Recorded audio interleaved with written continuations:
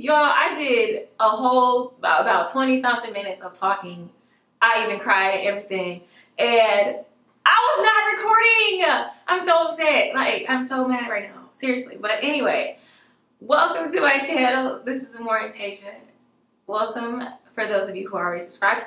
But today's topic, it's a serious topic. It really is. I was just smiling because I'm just so mad at myself for letting myself talk, y'all, for that long. And I said so much good stuff, bro. It just kind of discourages me to even talk about it now.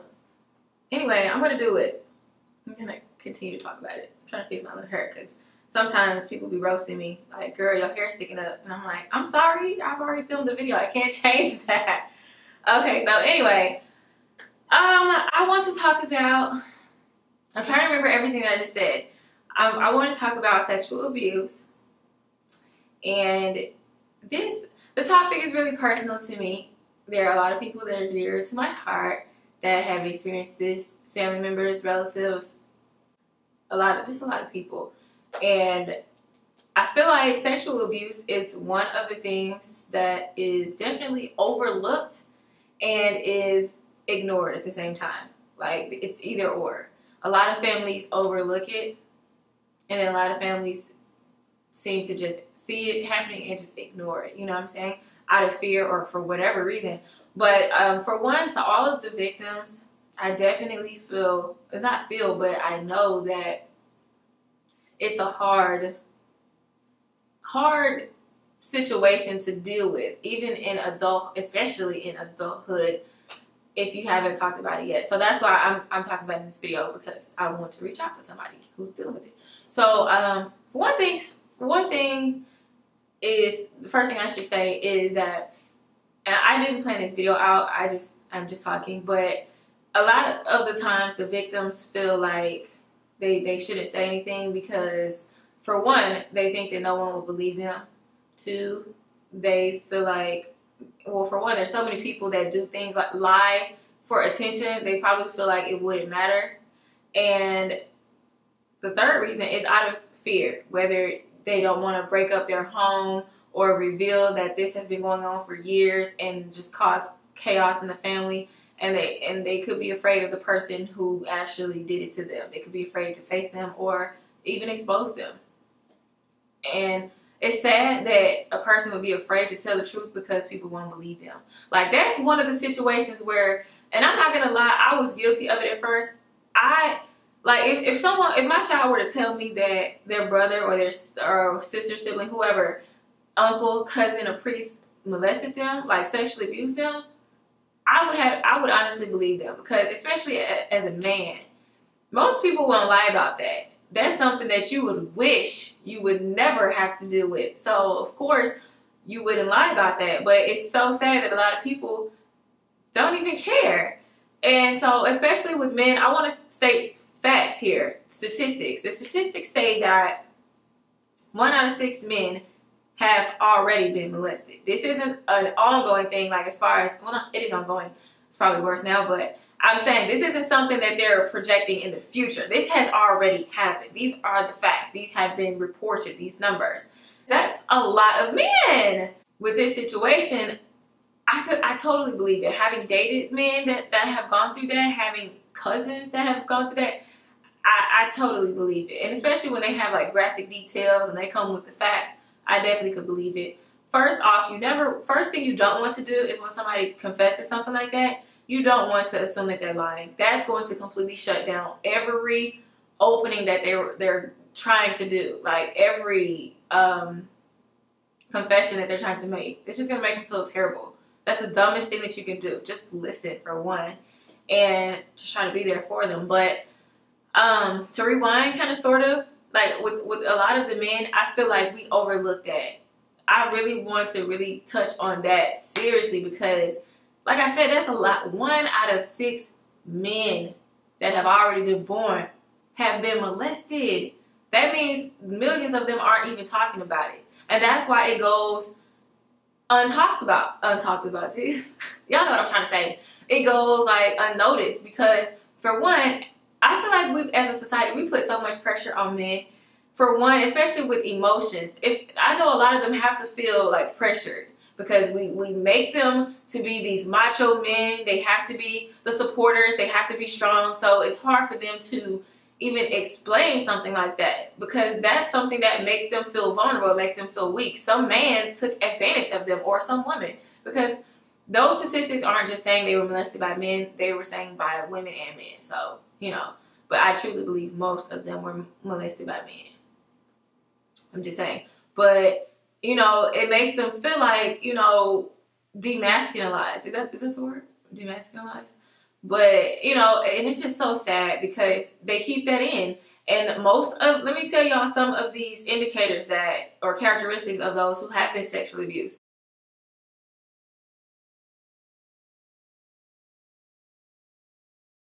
Most of them, I'm not going to say most, but some will be angry. And I mean an unexplained anger. Like, not just saying they're angry at the world all the time, but anger as far as maybe relationships or getting close to people. Another thing is very secretive, paranoid, and very protective. Like that protective, like super protective. Those kind of characteristics definitely will indicate that a person has been abused in some sort of way like that. But and I say those because trust me, I've like experienced those, and I'm just like, okay, that's why you're this way. You know what I'm saying? So, but a lot of people, they just don't think like me, and other people that think like me, where, you know, it's not all about us. We're trying to figure people out, you know, even our family members or whomever. But a lot of the times with those men, they feel like they aren't even, like, how do I put this?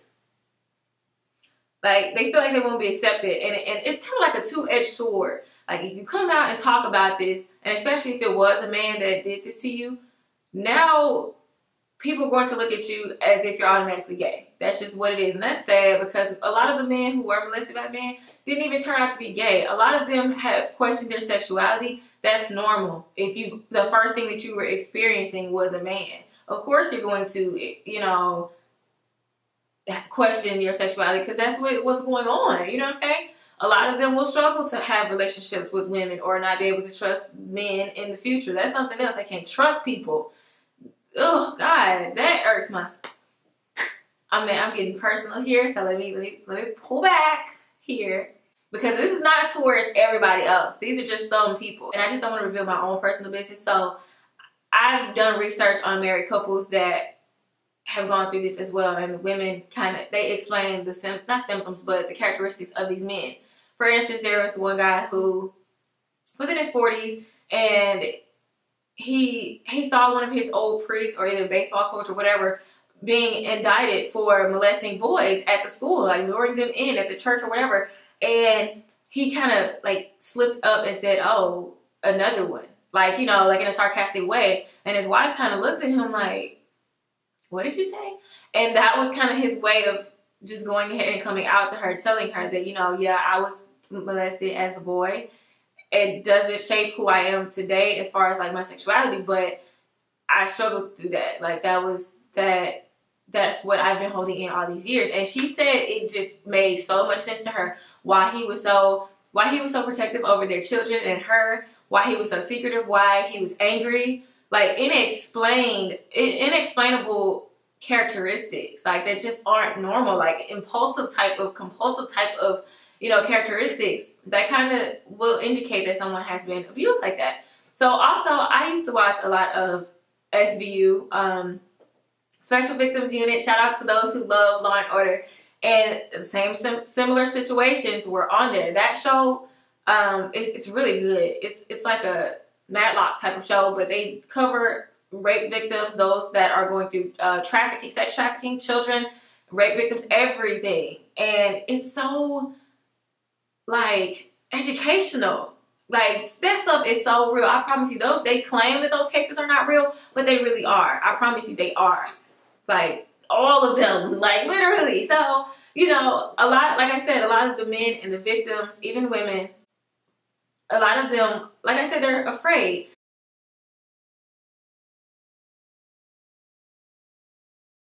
sometimes will just off the bat judge them and say like, you know, oh no, my uncle could never rape you. Like, you don't know, you were not there. So like I said, don't hop off the handle and try to like make them feel like they shouldn't be talking. This is their life. This is what happened to them. They deserve to be heard. I encourage everybody who's been through that situation to talk about it, because not talking about it will definitely make you a terrible person. Like inside, like it will just feel like a whole, just a burden on you. And something else, rewinding again. So a lot of families, I said in the beginning, a lot of families either overlook it, which means they honestly don't know. And I can't be upset at that, because if you don't know, you don't know. A lot of parents feel terrible after finding out years later that their children were molested. Well, if they didn't know, you know, you can't blame them. But those that did know and wipe it, like, you know, they put it under the rug, trifling, completely trifling. And they deserve to be under the jail, period. So, you know, that goes on in a lot of families. And it leaves those victims like, you know, well, I can't say anything because they won't believe me. Or just to give this, especially when it's a pastor or a priest or somebody that's supposed to be Christian, they will definitely put it right under the rug. And that's so wrong and disgusting. Like, I don't care who you are. If my child tells me you mess with them, I'm coming for your head, period. Period. So, and like I said, people do lie sometimes, but this kind of situation, nah, especially for a guy, slim to none. So, another situation where, you know, that I just kind of knew that this one person had been going through it because of the way that, like, he treated me. I never could understand it, and I was just like, why are you so paranoid? Why are you so, like, over analytical? And he finally came out and told me that he was molested as well. So, like I said, this is so real. Like, just because people aren't talking about a situation does not mean that it's not happening. So anyway, I'm trying to remember everything else I said before, because in the last video I definitely was not recording it. So yeah, one thing that kind of irks me is that, like I said, we always have awareness and everything for women who are in positions like that, but we never have anything that's going to console these men. Men are humans just like women. They deserve to be able to be emotional without being labeled as gay or weak or, you know, not masculine or feminine or whatever. You know, I feel like, I hope and I pray to God that more men can come out and talk about it, because this kind of situation is going to keep trickling down through generations. Like, it doesn't matter if it's, you know, who it is in the family. Even if it's incest, we know this, but it's still traumatizing. And that's probably why a lot of guys are questioning their sexuality, even in adulthood, because of these situations. And they probably, I know they feel like, I've heard this before, I've heard men tell me this. They feel like, what did I do to make this happen to me? Even the girls, like, what did I do? And I do not want you, if you're watching, I do not want you guys to feel like you were the blame for that. I don't care how your mom used to dress you as a child. It didn't matter. The people who did that to you were sick, disgusting perverts, period.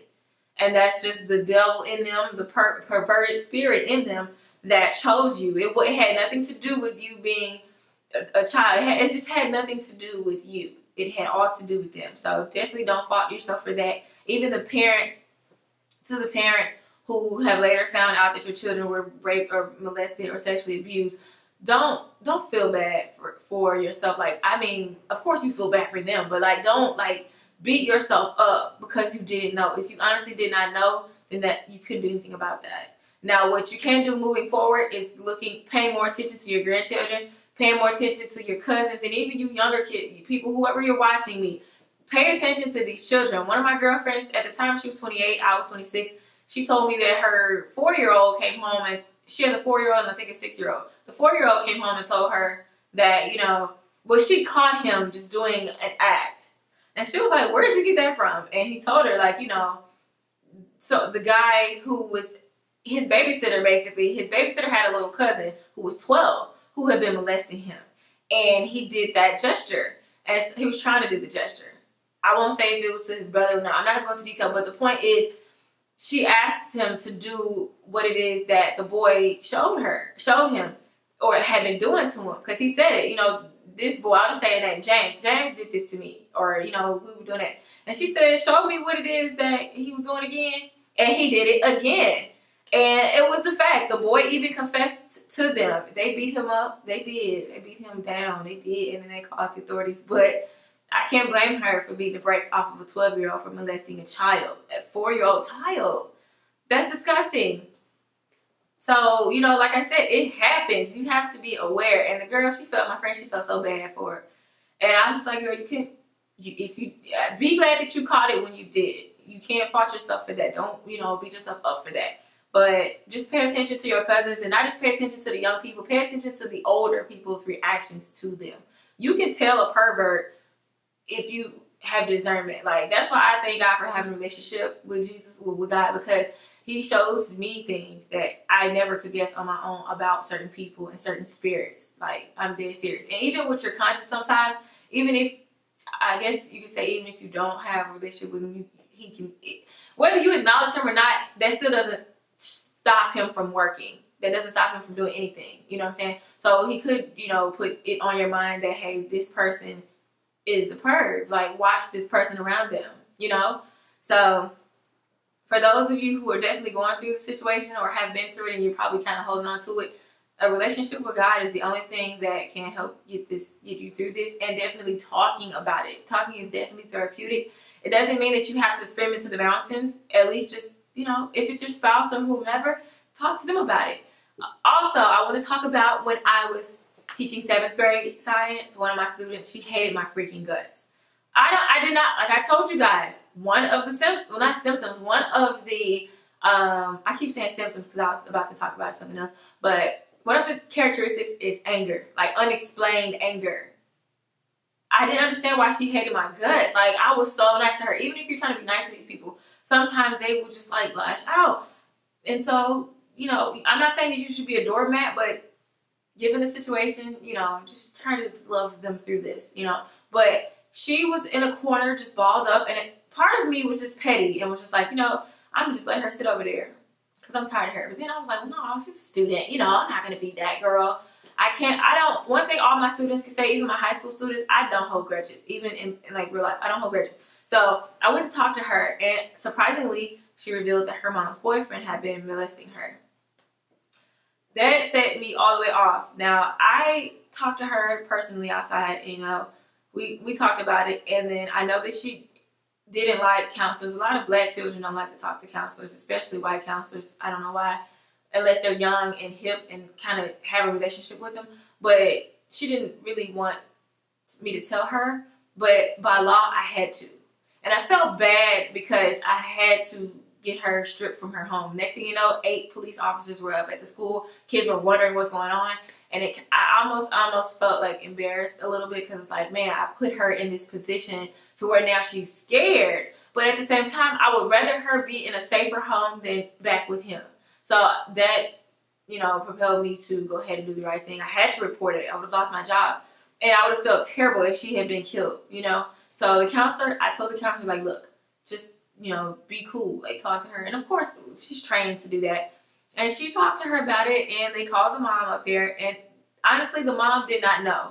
So I did not blame her for that. I kind of do and I don't, because I feel like, you know, as a mom, especially basically single mom, if you're not married to them, even if you are, you always pay attention to your girls and your boys. I just told y'all the statistics. 1 out of 6 men. That's because we're overlooking it. Like, you cannot do that. You can't afford to do that. This is someone's life that you're overlooking. So, you know, like I said, I didn't blame her because I think she did work a lot. And that's why that happened, because the boyfriend was at home. But she ended up dumping the boyfriend, and the girl was able to come back home. So, and by the end of the school year, this all happened. So, you know, it was good to see them happy together and bonding. It just really did my heart good. I felt good about the decision that I made to do. Well, that I did. So, like I said, pay attention to the signs. Like, you have to. And like I said, just be there for those people. Just let them talk. No judgment. Especially when it's men. Like, you cannot be sitting up for judging on it. That's why a lot of men are down low. Because we place these stigmas on them. I have no problems. Well, I'm not saying I don't have. It is what it is. If you're saying, okay, whatever, Jesus doesn't like it, okay, that is what it is. But it doesn't bother me to the point where I'm going to, like like not love people because of what they choose to do, their sin or whatever.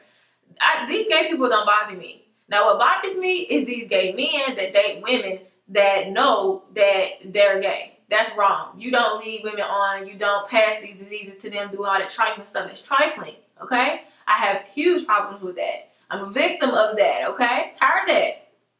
She's tired of that. So, yeah. But as far as, you know, us being just ignorant and just because of a person that has been molested by a man, or even if it is a woman, that doesn't mean that this person will come out this kind of way. Like, just, ugh. That's why I made the video about living with HIV.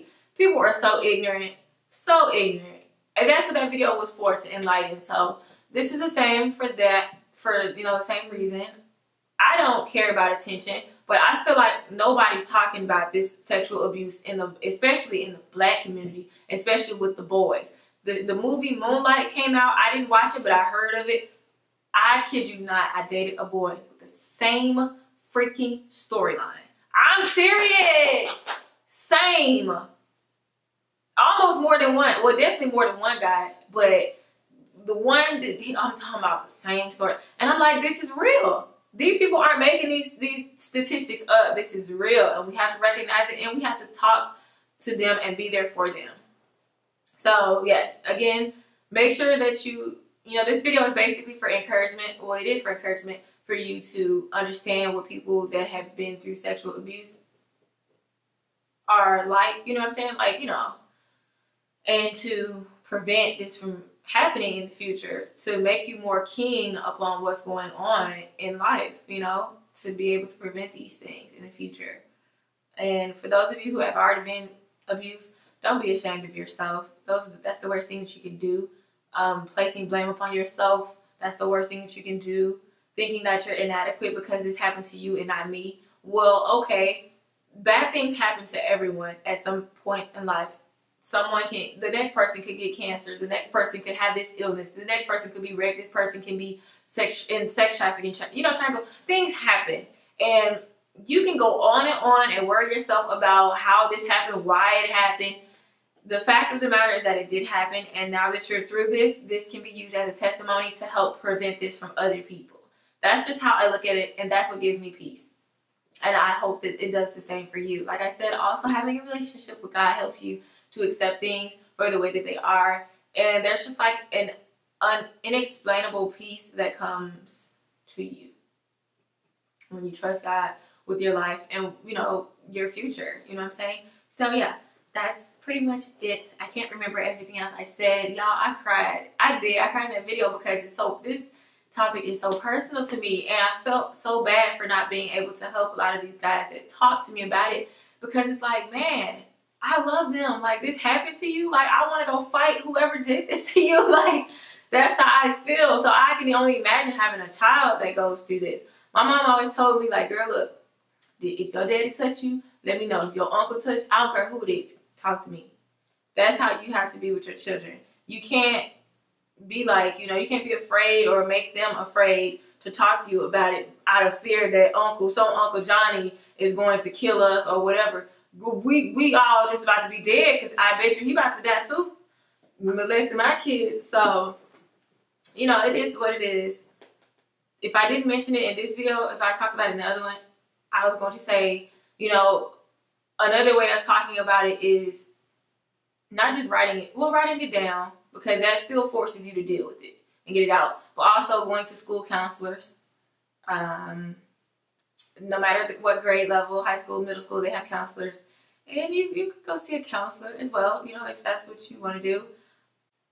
Or a pastor.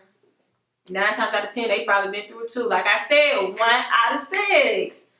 But these people sometimes are so seductive. I almost said seducing spirits. They are, but they'll try to watch out for people who try to take your testimony to use it to get close to you, to pull you back into that kind of stuff.